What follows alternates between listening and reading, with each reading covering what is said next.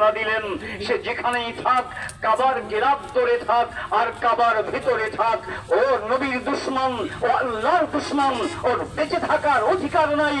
এখনই গিয়ে ওকে হত্যা করো।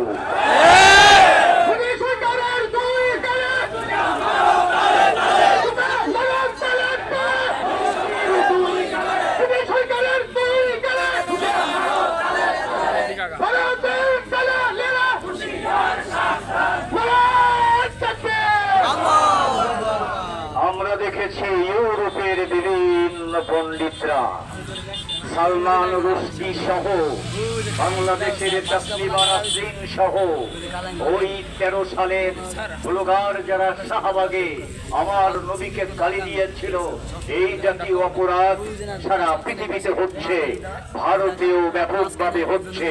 কিছুদিন আগে এক মহিলা নবীকে নিয়ে, হযরত আয়েশা রাদিয়াল্লাহু তাআলা আনহুর পবিত্রতা নিয়ে কথা বলেছিল। আমরা তার বিরুদ্ধে কথা বলেছিলাম, বিচার চেয়েছিলাম, বিচার করেনি। বাবা যাদেরকে এই বাংলাদেশে বিগত সরকার তাদেরকে আশ্রয় প্রশ্রয় দিয়ে নবীকে গালি দেওয়ার পরিবেশ তৈরি করে দিয়েছিল, অত্যন্ত জঘন্যভাবে আমরা দেখেছি। এই সমস্ত নাস্তিকদেরকে উৎসাহ দেওয়ার জন্য সাবেক প্রধানমন্ত্রী শাহবাগের স্টেজে গিয়ে উপস্থিত হয়ে বলেছিল, তোমরা আমার দ্বিতীয় মুক্তিযুদ্ধের প্রথম সন্তান, তোমাদেরকে নিয়ে আমি গৌরব করি। নাস্তিককে নিয়ে যারা গৌরব করে তাদের ক্ষমতা আল্লাহ পাক রাখেন না।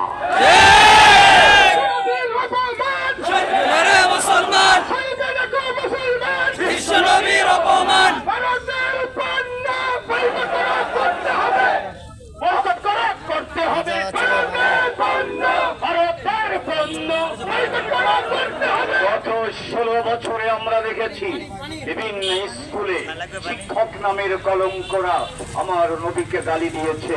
ঢাকা ইউনিভার্সিটির শিক্ষক নামের কোলাঙ্গার আমার নবীকে গালি দিয়েছে। রাজশাহী ইউনিভার্সিটির শিক্ষক নামের কোলাঙ্গার আমার নবীকে গালি দিয়েছে। এমনকি খোদ আওয়ামী লীগ সরকারের বড় বড় নেতারা ইসলাম এবং মুসলমানদের বিরুদ্ধে বিষোদ্গার করেছে। একটি ঘটনারও কোনো বিচার এই দেশের জনগণ দেখেনি। যেই সরকার এবং তার অধীনস্থ লোকেরা নবীকে গালি দেয়, ইসলামকে গালি দেয় এবং এই দেশের মুসলমানদের হৃদয়ে আগুন জ্বালে, তারা কি করে তাদের নেতৃত্ব দিতে পারে? তাই ছাত্র জনতার অভূতপূর্ব এক অভ্যুত্থানে কিভাবে তারা পালিয়েছে আমার